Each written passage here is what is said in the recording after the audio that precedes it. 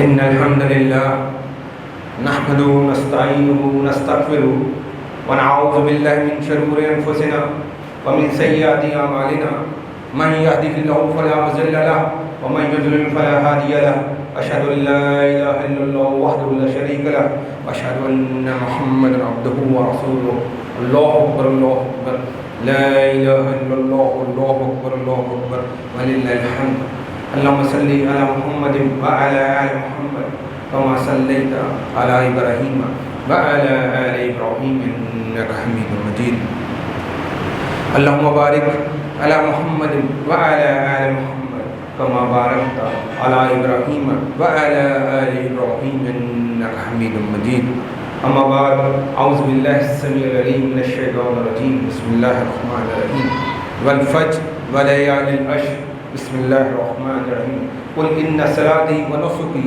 ومحياي ومماتي لله رب العالمين بسم الله الرحمن الرحيم لن ينال الله لحومها ولا دماؤها ولكن يناله التقوى منكم رب اشرح لي صدري ويسر لي أمري واحلل عقدة من لساني يفقهوا قولي.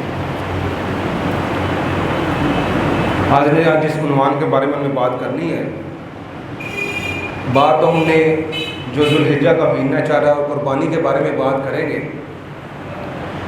عام طور پر ان دنوں کے والے اس کے فضائل، ذوالحجہ کے فضائل، اس کے مسائل، قربانی کے مسائل، ان کے بارے میں الحمدللہ بہت گفتگو ہوتی ہے، کافی لوگوں کو اس کا علم ہے. آج ہم کوشش کریں گے بنیادی مسائل تو آپ کے سامنے رکھیں، لیکن ان بنیادی مسائل کے پیچھے جو ہمارے رب کی حکمت اور فلسفہ کھڑا ہے نا، کہ وہ رسومات، وہ عبادات، وہ چیزیں ہم سے کروا کر اللہ تعالیٰ کیا چاہتے ہیں کہ ہمارے اندر کیا چیز پیدا ہو جائے. آج اس فلسفے اور حکمت کو ہم نے سمجھنے کی کوشش کرنی ہے، تاکہ جب بھی کوئی بھی رکن، کوئی بھی فضائل میں سے، کوئی عبادات میں سے، کوئی مسائل میں سے کام کرنے لگے تو ہمیں سمجھ آئے کہ ہم یہ کام کیوں کر رہے ہیں. تو میں شروعات کرتا ہوں ایک حدیث مبارکہ، اس کا مفہوم یہ ہے کہ نبی اکرم صلی اللہ علیہ وسلم صحابہ کرام کو کہا، آپ نے فرمایا کہ ان 10 دنوں میں جو ذوالحجہ کے دن چل رہے ہیں، اس سے زیادہ فضیلت والے، ان دنوں سے زیادہ فضیلت والے دن کوئی بھی نہیں ہے. تو صحابہ نے آگے سے سوال کیا، کیا قتال فی سبیل اللہ سے بھی افضل ہو جاتا ہے؟ آپ نے کہا ہاں، جو بندہ جہاد کے لیے قتال فی سبیل اللہ کے بھی نہیں نکلے، لیکن اپنی جان اور مال کے لیے نکلے اور نہ اس کی جان واپس آئے نہ اس کا مال واپس آئے، اس کی فضیلت زیادہ ہے. لیکن اگر وہ جان اور مال کے ساتھ بھی واپس آ گئے تو ان دنوں میں کی گئی عبادات، فضائل، مسائل، جو بھی چیزیں ہیں، جو بھی کریں گے وہ اس تمام چیزوں سے افضل ہے. اب یہ ایک بنیادی نقطہ سمجھ لیں کہ جب بھی جتنی زیادہ کسی چیز کی اہمیت بڑھتی ہے نا، تو اس کے پیچھے اتنی زیادہ ہی تزکیے کی اور انسان کی تربیت کا پہلو چھپا ہوتا ہے. اگر ہم یہ سوال ڈھونڈنے کی، اس کا جواب ڈھونڈنے کی کوشش کریں کہ اللہ تعالیٰ نے یہ اتنا خاص ان 10 دنوں کو کیوں کہا ہے اور اتنی زیادہ فضیلت کہ قتال فی سبیل اللہ جو دین کا سب سے اعلیٰ اور بہترین درجہ ہے، اس سے اوپر کچھ بھی نہیں ہے، اس سے بھی بڑھ کر یہ دن ہے، تو اس کے پیچھے کیا حکمت ہے؟ تو اس کو سادہ سے الفاظ میں اس طرح سمجھ لیں کہ اللہ تعالیٰ ہمیں ابراہیم علیہ السلام جو ہمارے جد امجد ہیں، ان کی زندگی کی پوری سیر کروانا چاہتے ہیں کہ جب انہوں نے اعلان نبوت کیا اور توحید کا جو اعلان بلند کیا، وہاں سے لے کر اور ساری زندگی کیسے وہ عراق سے فلسطین، فلسطین سے مکہ، اپنی بیوی کی، اپنے بچوں کی قربانیاں دے دی. تمام حج کے جو ارکان ہیں وہ حضرت ابراہیم علیہ السلام کی زندگی کے اہم موڑ ہیں. اللہ تعالیٰ حضرت ابراہیم علیہ السلام کی زندگی کے بنیادی بڑے بڑے جو کام ہیں ان کی ہمیں سیر کروا کر اور وہ جو بڑے بڑے کام ہیں اس سے کیا سبق حاصل کرنا ہے اور ہماری زندگی میں کیا تبدیلی آ جائے، یہ اس کا بنیادی مقصد ہے. اب پہلی جو چیز ہے وہ ہم اس کو شروع کرتے ہیں کہ یہ جو ذوالحجہ ہے، 12 مہینے ہیں، 4 مہینے. میں کوشش کروں گا، ٹائم کی کمی ہے، جلدی جلدی بنیادی چیزیں بتاتا جاؤں، تفصیل میں جانے کا وقت نہیں ہے. بنیادی بات سمجھ لیں کہ 12 مہینے اسلامی سے 4 حرمت والے مہینے ہیں. ایک رجب ہے، اس کے بعد 3 لگاتار ہیں، ذی-القعدہ، ذوالحجہ اور محرم۔ یہ 4 حرمت کا مطلب ہے عزت والے۔ عزت والے تو 12 کے 12 مہینے عزت والے ہیں، لیکن یہ خصوصی عزت والے مہینے کیوں رکھ دیے گئے؟ یہ حرمت والے مہینے ہیں، عزت والے مہینے ہیں، مطلب 8 مہینوں سے زیادہ یہ 4 مہینوں کی فضیلت بتانا ہے۔ اس کا بنیادی بہت سارے اس کا فلسفہ اور اس کی وجوہات ہوں گی، لیکن بڑی وجہ یہ تھی کہ یہ خصوصاً عمرہ اور حج کے مہینے ہیں۔ ابھی تو سواری تیز ہو گئی ہے، جہاز آ گیا ہے، ٹرین آ گئی ہے، بحری جہاز آ گیا ہے، تو یہ تو ابھی کی ایجاد ہے۔ اس وقت یہ ہوتا تھا کہ رجب کا مہینہ عمرہ کے لیے مخصوص تھا۔ اس کی وجہ کیا تھی؟ سب سے پہلے تو مسلمانوں کی تربیت کی جا رہی ہے کہ تم نے کفار سے لڑنا ہے، لیکن جتنی بھی ضرورت ہو، لیکن ان مہینوں میں کفار سے بھی قتال نہیں کرنا۔ اور کفار کو، جو مشرکین مکہ تھی نا، وہ اس کی تعظیم کیسے کرتے تھے؟ ان کے معاشرے میں لوٹ مار اور قافلوں کو لوٹنا عام رواج تھا، تو انہیں یہ 4 مہینوں کی پابندی لگے، بھئی تم اپنی اصلاح کرو، لیکن وہ اس کی عزت و تکریم کے لیے اپنے اوپر خود ساختہ تقویٰ یہ اپنے اوپر طاری کر لیتے تھے کہ بھائی ان 4 مہینوں میں لوٹ مار نہیں کرنی۔ عمرے کے لیے زائرین جا رہے ہیں، زائرین واپس آ رہے ہیں، وہ 1 مہینے کی مسافت سے آ رہے ہیں اور جا رہے ہیں۔ اس پورے مہینے میں جتنے بھی عمرہ کرنے والے زائرین ہوں گے ان کو نقصان نہیں پہنچانا، ان کی کوئی چیز لوٹنی نہیں۔ پھر یہ 3 لگاتار مہینے آگے، ذوالقعدہ، ذوالحجہ اور محرم۔ حج کا سفر 1 مہینے کی مسافت سے لوگ آتے تھے۔ ذوالقعدہ کا مطلب بیٹھ جانا، بیٹھنے کا مطلب یہ ہوتا تھا کہ اس مہینے وہ قتل و غارت یا لوٹ مار نہیں کرتے تھے۔ حاجی 1 مہینے کی دور دور کی مسافت کر کے آئے، انہیں لوٹا نہیں جا رہا۔ اور ذوالحجہ پورا مہینہ انہوں نے حج کے جو اراکین ہیں ان کو ادائیگی کی، اور اس کے بعد محرم کا مہینہ ان کا واپسی کا مہینہ ہوتا تھا۔ 1 مہینہ حاجیوں کا آنا، 1 مہینہ حج کا اور 1 مہینہ واپسی، تاکہ حاجی محفوظ طریقے سے آ بھی جائیں اور واپس چلے بھی جائیں۔ یہ میں بنیادی صرف ایک بات بتا رہا ہوں، اور بہت ساری اس میں حکمتیں ہیں۔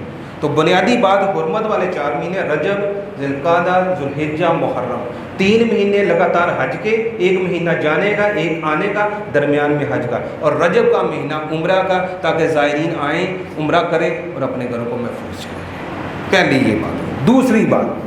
دوسرے اس میں تکبیرات کا بہت حکم دیا گیا۔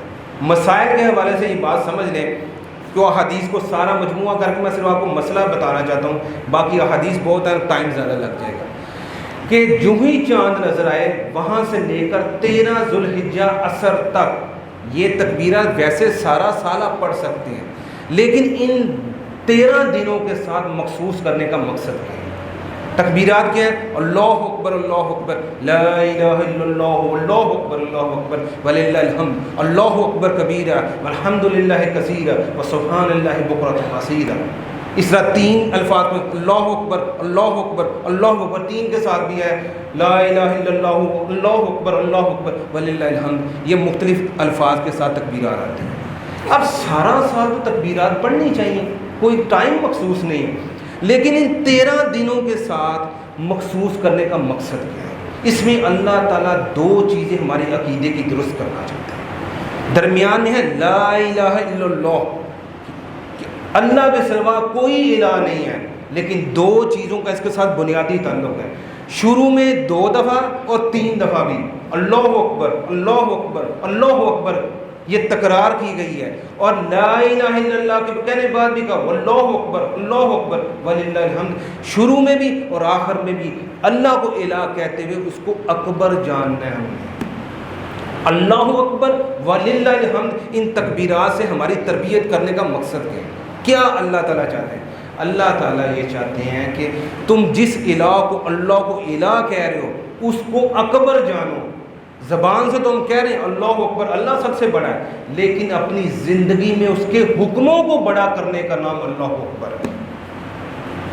بار بار تکرار ہو رہی ہے، کس چیز کی؟ ہماری تربیت ہو رہی ہے کہ اپنی زندگی میں جب بھی ایک طرف تمہاری خواہش ہو، ایک طرف بیوی کی محبت ہو، بچوں کی محبت ہو، معاشرے کی، اپنی ناک اونچی کرنا ہو، دوسری طرف تمہارے اللہ کا حکم ہو، اگر تم اللہ کو اکبر جان رہے ہو تو اللہ کے حکم کو بڑا کرو گے تو اس کی روح کو پاؤ گے کہ اللہ اکبر ہے. لیکن اگر زبان سے اللہ اکبر کہہ رہے ہو، فیصلے اپنی مرضی کے، فیصلے اپنی خواہشات کے، فیصلے بیوی کی محبت، اولاد کی محبت، خاندان کی محبت کے مطابق کر رہے ہو، تو تم نے اپنے آپ کو بڑا کیا، اللہ کو اکبر نہیں جانا.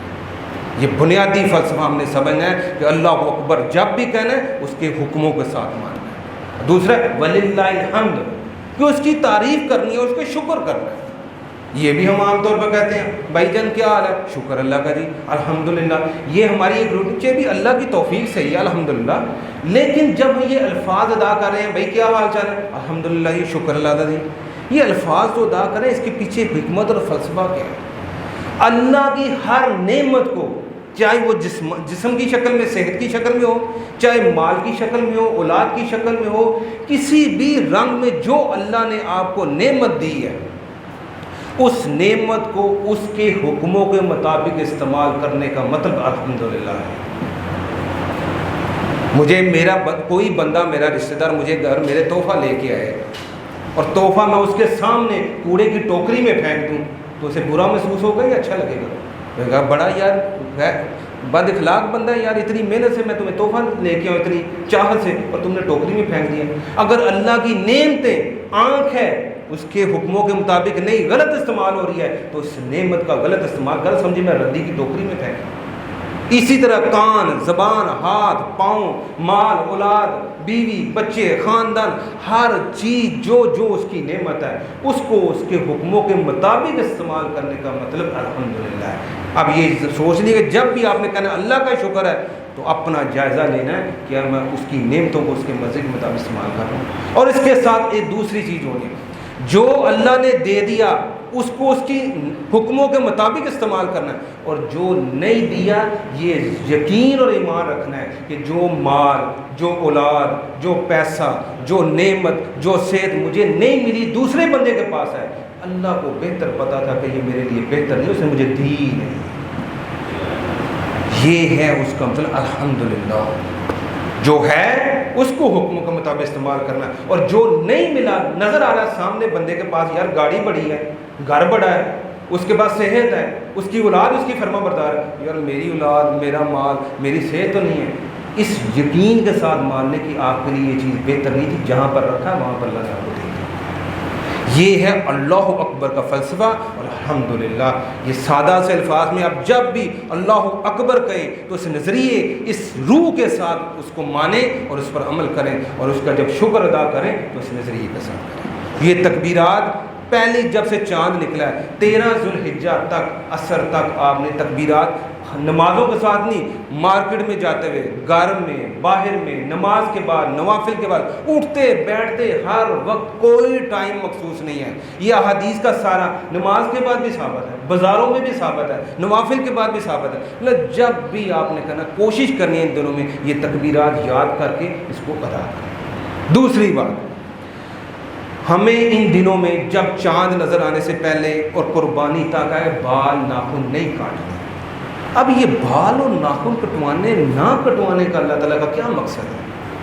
سب سے پہلے چیز ہے یہ جو حاجی ہیں، یہ جو سنت ابراہیمی وہاں پر ادا ہو رہی ہے نا، اس کی یاد دہانی کے لیے حاجیوں کو وہاں پر منع کیا گیا، اور غیر حاجی جو یہاں پر ہیں ان کو اس سنت کی یاد دہانی کے لیے کہ احرام کی پابندیوں میں کیا نہیں کرنا جی، ناخن نہیں کاٹنے، بال نہیں کاٹنے، کوئی ایسی لوگ بات بھی نہیں کرنی. یہ احرام کی پابندیاں ہیں کہ نہیں ہیں؟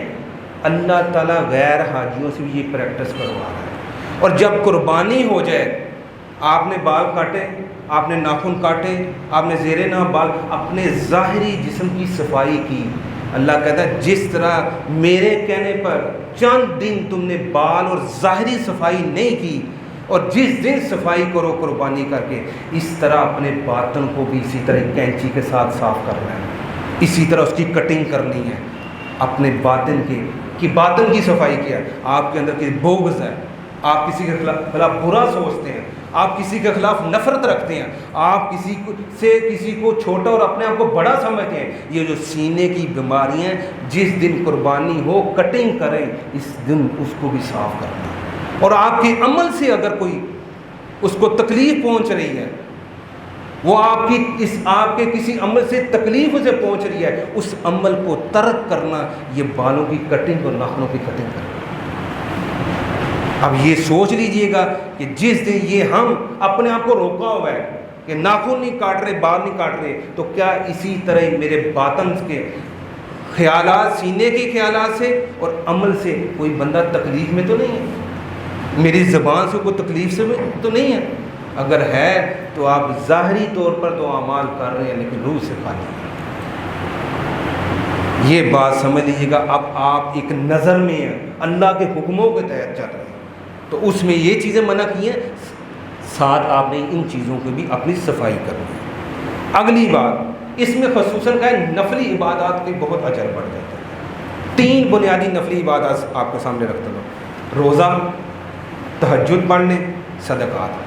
ان تینوں میں ایک بنیادی چیز مشترک ہے، وہ یہ ہے کہ اللہ کا قرب حاصل کرنا اور اللہ کی معرفت اور قرب حاصل کر کے اپنے نفس پر قابو پا لینا، ضبط پر آپ کے اپنے نفس پر قابو، ضبط پیدا ہو جائے اور آپ کو نیکی کرنی آسان اور گناہ کرنا مشکل ہو جائے۔ یہی تہجد ہے، یہی نماز ہے، یہی روزہ ہے۔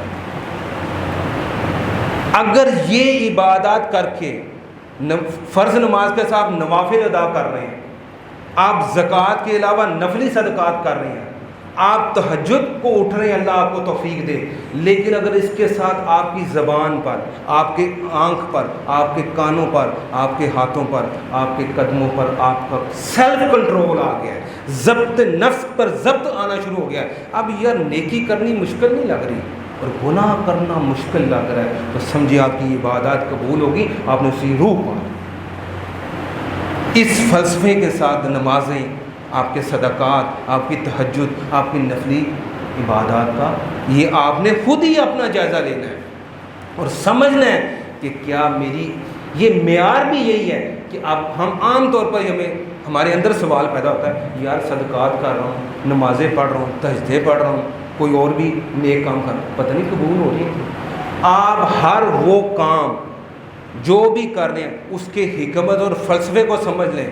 جب آپ کو فلسفہ سمجھ آ جائے گا کہ یہ کام کر کے میرے اندر یہ چیز پیدا ہونی چاہیے تھی، اگر وہ پیدا ہو گئی ہے تو آپ کا عبادات قبول ہو گئی ہے۔ اگر وہ عبادات، وہ رسومات، وہ اذکار، وہ معاملات کر کے وہ چیزیں آپ کے اندر پیدا نہیں ہو رہی، تو سمجھیے جسمانی طور پر تو آپ کی وہ قبول ہو جائے گی، روحانی طور پر وہ قبول نہیں ہو جائے گی۔ یہ آپ نے اپنے آپ سے پوچھنا۔ اگلی بات، قربانی کے مسائل تو آپ سنیں، لیکن قربانی کا روح اور فلسفہ کیا ہے اس کو سمجھنا ہے۔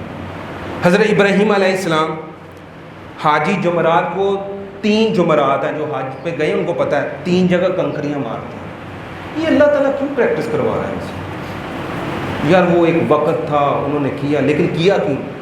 3 جگہ پر شیطان نے وسوسہ ڈالا۔ بابا جی 86 سال کی عمر چ منڈا لبا پلیٹھی دا، تو کی کرن لگے ہو؟ خیر ہو بابا جی، تہاڈی طبیعت ٹھیک ہے؟ یہ میں ذرا تھوڑا اپنے الفاظ سمجھانے کی آسان بات کر۔ پہلا فصل ڈالا، بابا جی مڑ جو ایویں کھا بھی ہے، پتہ نہیں صحیح ہے کہ نہیں، منڈا جوان منڈا ہلے 15-16 سال کا لوا منڈا ہے، تو اسی میں چھری پھیرنے لگے، خیال جھٹک دیا، پھر آیا، پھر کہا، پھر جھٹک دیا، پھر آیا، 3 جگہ پر کنکریاں اٹھا کر کہا اللہ اکبر، اللہ اکبر۔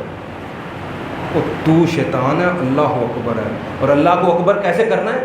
مجھے جو حکم دیا گیا ہے اس کے حکم کو بڑا کر کے میں اکبر مان۔ کیا اسے ہمیں فلسفہ ملتا ہے؟ جب بھی آپ نیکی کریں شیطان آپ کو وسوسہ ڈالے گا، وہ پیسے دینے لگا کٹ جائیں گے، نیکی کرنے لگا، نماز کو یار پڑھ نہیں پھر یہ نیک کام کرنا، وہ اچھا یار پھر کر نہیں، تو بڑا مصروف آدمی ہے، یہ نیکی کا کام بعد میں کر لیں۔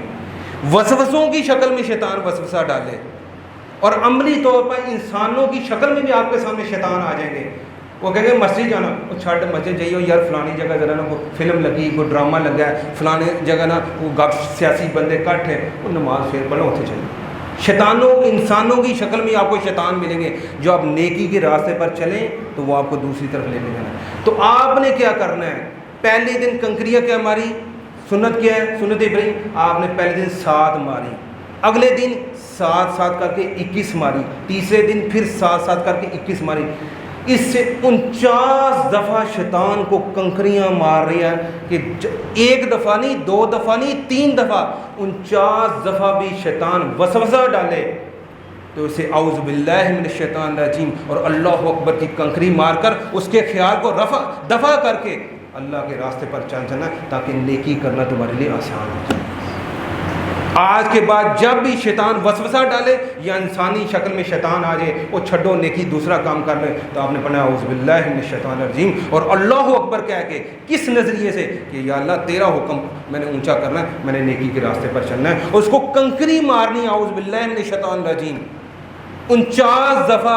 یہ ہماری تربیت ہو رہی ہے کہ اتنا آسان کام نہیں ہے، 2-3 دفعہ وہ تمہیں گرا نہ لے، 49 دفعہ بھی وسوسے ڈالے تو 49 دفعہ بھی کنکری مار کر اس کے خیال کو دفع کرنا ہے اور اللہ کے راستے پر چلنا ہے. یہ ہے کنکریوں کا فلسفہ.